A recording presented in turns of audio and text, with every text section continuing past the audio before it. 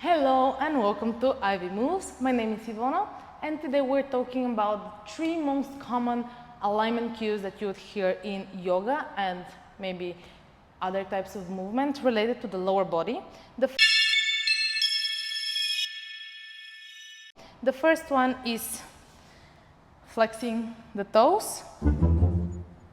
The second one is microbending the knee versus completely extending it. And the third one is squaring the hips in the different asanas. So when you're ready, let's begin. First, flexing the toes. Why would we do that? 2 reasons. First, when we are trying to stretch the back, the posterior muscle chain of our legs, imagine how the muscles are attached from joint to joint with the tendons and from the knee to the ankle with 2 tendons. So as we have this train running here, by pushing the toes towards us, we're sending the heel further away from us, which creates a little bit more length here and allows us to stretch. So we can experiment. If we just lean the toes a little bit away from us and lean forward, I still feel the stretch. You know, there is nothing right or wrong. There are very few things that are really, this is how it should be done. But flexing the toes, heels away from us and forward fold, it just feels a little bit more distributed, a little bit more engaged, a little bit more conscious and aware. And again, there is no right and wrong. You test it out and you decide how it feels. Each alignment will have its different purpose.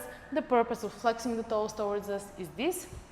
The other one is in figure 4. And the ankle that is crossed over the knee, we say flex the toes. Now here, in yoga, we say that it protects the knee joint. I am not a physiotherapist and I can't know that. I haven't tested it myself either. But I know for sure that when I go into figure 4 with my foot relaxed and I flex it, there is immediately difference in the sensations in my muscles here. So it does allow to bring more awareness, more engagement into the muscles by flexing the toes. Is just really the intention we have behind the movement, because we can do a very active pigeon, right? Flexing the toes, like really pushing, pulling. Or we can have just a yin, just relaxing, completely collapsing, melting on top of our leg.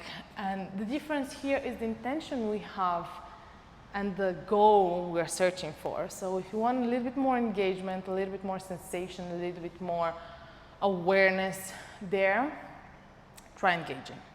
So that was the flexing the knee. Second one, microbending. I spend a long time in my yoga practice microbending the knee every time I would stretch the leg. Let's say we are in Ardha Hanumanasana, half split, and I'll just stay here and I'll keep stretching and I wonder why my splits are not progressing, why is my leg so stiff?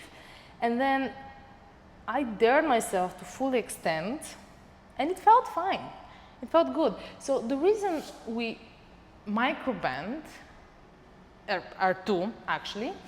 First of all, there are people who, when they extend the leg, their knee joint goes beyond 180 degrees of extension and really like almost goes backwards. And this does not favor the tendons and the ligaments we have here, because this is what's mainly around the knee joint, it's all the attachments.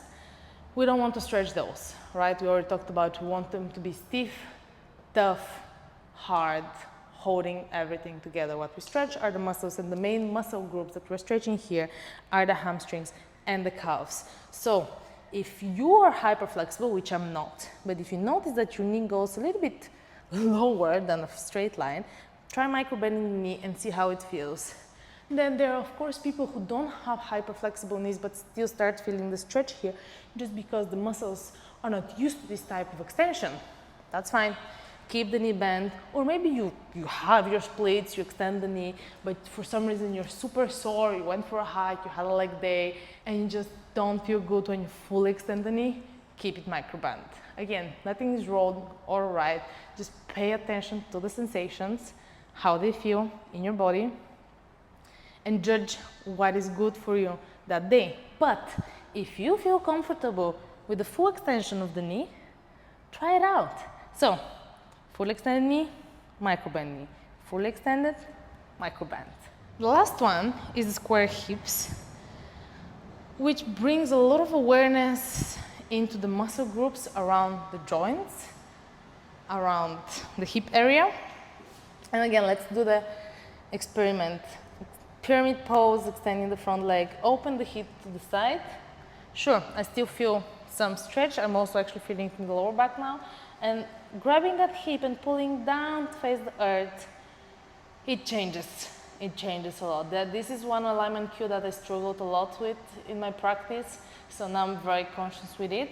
And here you can experiment. You can really wiggle that tail bone back and front, left and right, and see how it changes the sensations, and judge for yourself if that actually feels good or not. Another example is the high lunge.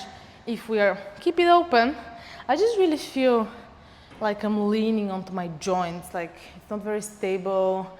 I'm really counting on the hip joint here, on the knee. I'm just all over the place.